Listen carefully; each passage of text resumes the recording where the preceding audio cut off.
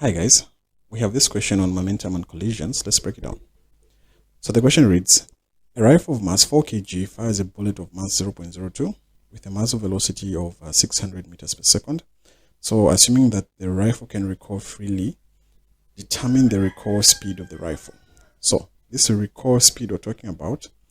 This is when once fired, the rifle tends to apply force in the opposite direction of the bullet. So we're going to look at, we're going to use the conservation of momentum.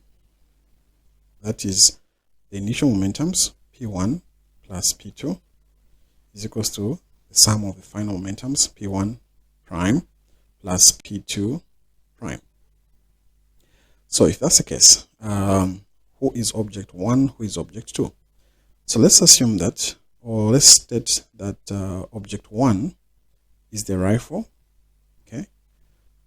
So what is the mass of the rifle? M1. Object 1 is our rifle. So what is the mass of the rifle? Is 4, like this.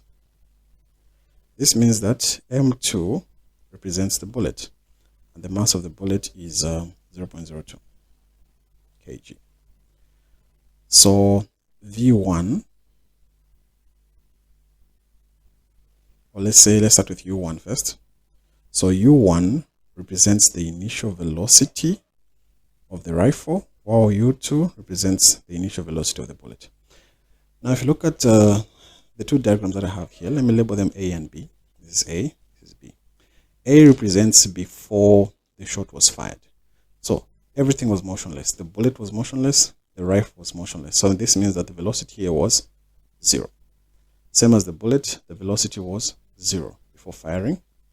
Then for the final velocities, we'll say V1, we don't know what this is, and V2 as well. We don't know what this is, but we've been told to say a muzzle velocity of 600. So this is the speed of the bullet. So we have the speed of the bullet, which is 600. So we can put our 600 here, like this, meters per second. Okay, so now let's go back to our formula. The summation of momentums before and after, according to the law of conservation of momentum. Momentum is mass times velocity. So left-hand side, that is mass 1, initial velocity, mass 2, initial velocity. Right-hand side, mass 1, final velocity, mass 2, final velocity. Now remember, the two initial velocities are 0 because in diagram A, both the rifle and the bullet are motionless. So these two just represent a 0. So this is a 0 plus a 0. This is equals to mass 1 is 4, velocity 1. So that's the velocity of recoil, because once the bullet is fired to the right, the rifle will tend to recoil to the left, and that is our final velocity 1. That's what we're looking for. Mass 2 is the mass of the bullet, which is 0.02. Then we have velocity V2, that is the speed of the bullet, which is 600, like this.